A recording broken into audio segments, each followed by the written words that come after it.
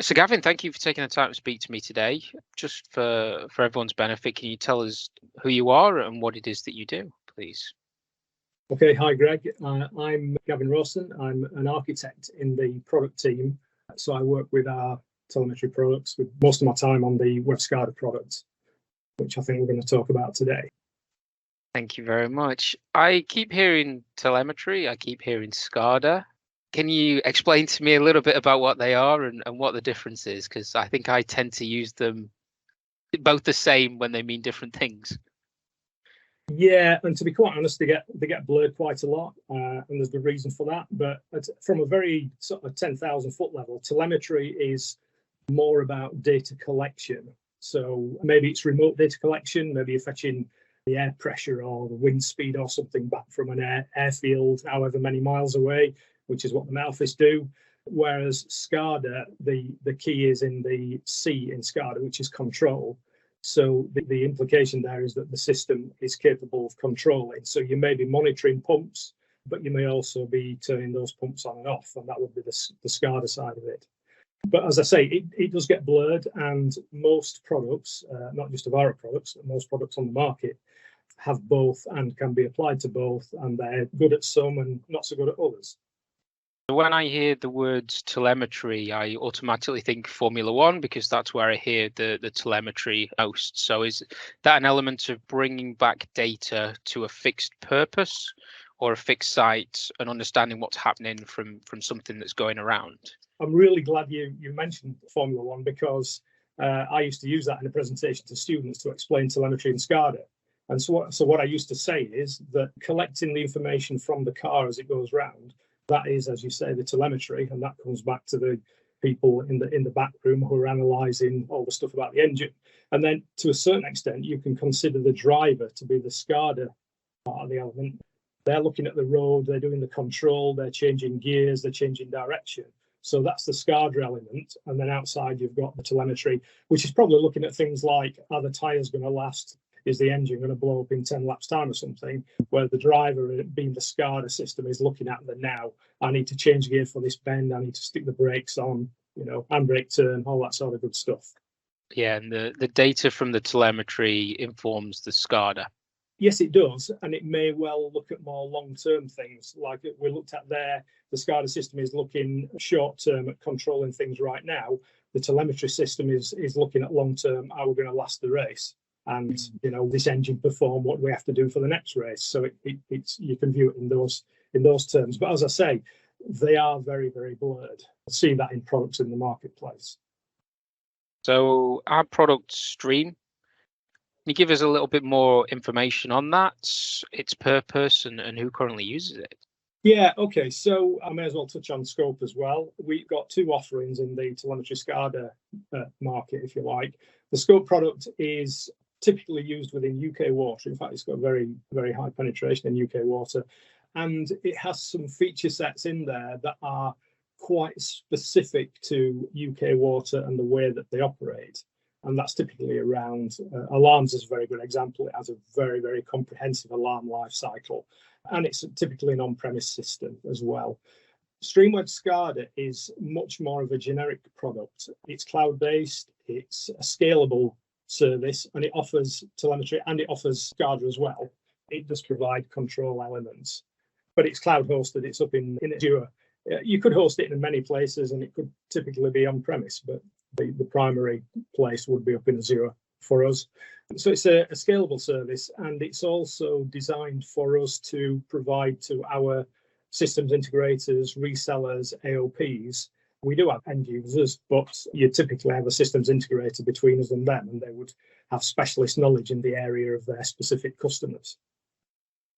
So it's more generic in its purpose. So rather than be water, it could be any element of control or any element of understanding data. And the one immediately springing to mind is maybe smart buildings, where you want to be able to enable control, not specifically for water purposes, the other product is. Absolutely. I would comment in Scope's favour, if you like, in that it also is applied very much in UK water, but it doesn't have to be. It is in itself a generic product. but StreamWebScada is much more of a generic product. So yeah, the basic idea is that you are collecting signals, values from one of many different sources. You can then visualize those, so we can provide sort of graphical displays, maybe something that mimics the thing that you are trying to look at. If it's a building, you may have a picture of the building and the different temperatures on the building, or if it was some sort of work site that's performing some machinery on there, then there may be a visual mimic of that, representation of that, animated in some way. So basically, you're reading signals in using a variety of different methods. You're visualizing those on screen so that the operational staff or people monitoring it can clearly see what's going on. As a result of that, you may want to raise alarms. The temperature's too high, the lift's not working, the pump's stopped and it should be on, a myriad of different things. And you may want to let various people know in different ways. We can send emails, SMS messages, WhatsApp messages, and you can plug into a variety of other systems. And so you can see that loop there of measure, visualize, alarm, if you like, or event. And that is typically what you would use WebScada for. It does have other things attached to it, which is if your customer is looking at monitoring quite a complex process, or it's a large system they're monitoring, they may have a number of different people responsible for monitoring a number of different areas. And so you would be able to, within WebScada, identify teams, identify a diary or a schedule for each of those teams so that they would respond within these working hours, and outside these hours other people pick up the alarms. Or so there's an element of sort of servicing, scheduling, team working that's built into it as well, if customers wish to take advantage of that. And that's bespoke to their needs. So when it comes to alarms, you'd set up the alarms that they want to know. Absolutely. The whole thing is configurable. So you can build a team, you can give them a schedule, you can allocate a bunch of alarms from different area of their system to that team within certain working hours. You can give them alarms from a different area outside of hours, or a number of different teams. You can spin that as you like, really. It's very configurable in that way. And that's really where our systems integrators would come into it. They would have an understanding of their customers and their customers' needs. And they would then go and configure the system to support those needs, if you like. And imagine you were coming to work for Avaro and you wanted to point to something live that was in use, an Avaro system, what could you point to as being currently used or monitored or controlled as an Avaro system? That's a tricky one with WebScada, because we are sort of one step back from our actual customers. So, we've got a number of quite large customers, and they have their own customers, if you like, who are using those systems. With Scope, it's much easier because you can say, oh, yeah, Scope's in use by, this water company, that water company. Yeah, a lot of different users. A key part of it is that it is a telemetry, if you like, as a service.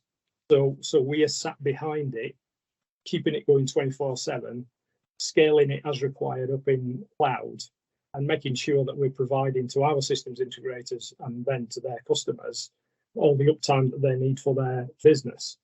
The other side of it, of course, is that we've got a whole range of sister products, which are the things that collect the data, if you like. In a sense, the sensors on the Formula One car that send the information back, the RTUs. And so StreamWebScada and Scope live within that framework of all the other RTUs and devices that we have to collect data, whether it be leakage or whether it be something generic, looking at pump pressure, building temperature. Those RTUs, data collection devices, that forms the hardware over to the software, more elements that is SCADA. Is that correct?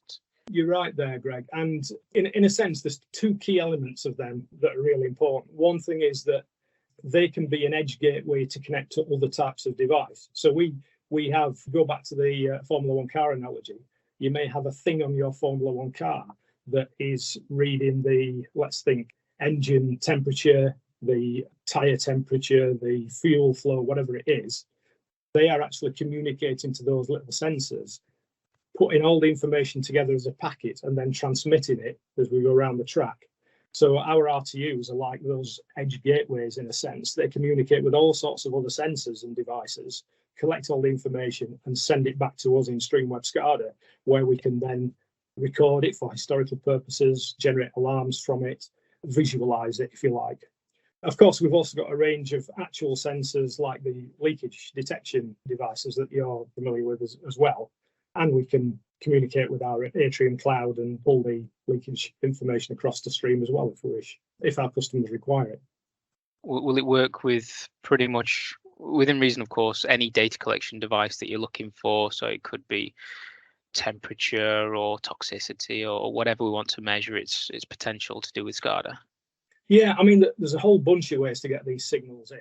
Some of these devices, industrial IoT devices, they've typically got their own protocols attached, and they tend to use something called MQTT with JSON data packets.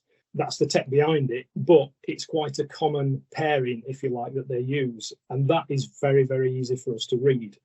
There are also some perhaps more historically more used protocols like the MP3 IEC 104, and we support those. So typically industrial devices which have got those protocols and connect using those protocols, we can speak to those, that's fine. But we can also speak to other cloud systems, like, for example, leakage devices all come into a different cloud system, and we can just reach across and pull those straight out that system. And a number of third-party systems use more industry-wide protocols. And one really good example of that is the WITS Lucid protocol, where we've played a part in WITS for a number of years. We're one of the founders, if you like, there, and they're very involved in all the technical committees. And that is a protocol that's common to a lot of different manufacturers. So, and that's been deliberately pushed by, particularly by the water company, but it's more broader than that, if you like. But that's because they don't want to get tied into a particular vendor's protocol, if you like. They want something more generic. So they say, I want to connect a device from vendor A to a server from vendor C, and this protocol allows that to happen. And we're fully behind that. We've been there since day one, supporting that and building devices that support it.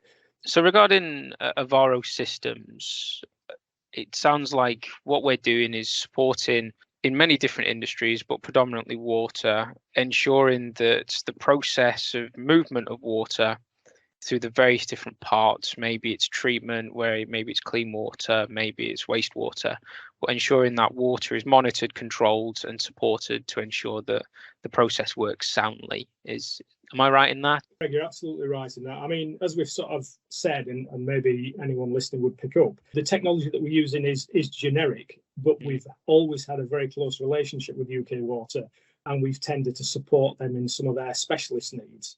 But fundamentally, what they need to do, the collection of information like pressures, flows, levels, and the like, the visualization of that, maybe on a map, maybe just on a mimic, the generation of alarms from that to notify the right people to go and fix things or do something, whatever it may be, that's part of what StreamWebScada does for its bread and butter. A heck of a lot more that goes on when you turn on a tap for that water to get to your house than I definitely realised a few weeks ago. Yeah, absolutely. But the good thing about it is that underneath it, there's some fundamental technical building blocks. And so that whatever, typically, this is my opinion, whatever area of business your techs may have worked on, they can probably apply those things to WebScada, working with WebScada. You know, we're looking at sensors, which are actually reading the values. We're looking at collecting that data locally and transmitting it. So we've got protocols involved of different types, transmitting that to our cloud system. We've got the recording of that as historical data into databases. We've got the visualization of that onto mimics and map, and we've got the alarm generation, which comes out via, mobile technology, if you like. So all these different generic bits of technology, they all come together, and that's where the Avaro connecting technologies comes into it, really. We've got our expertise in bolting all these things together to provide a solution that satisfies our customers' requirements, really, in a flexible way. That's a fantastic explanation, and I will steal that next time I talk to someone and explain what we do. Free to a good home. So thank you very much for your time today, Gavin. I hope it's been very useful for everyone else. It's certainly been useful for me. And thank you very much for your time. Pleasure, Greg. Anytime.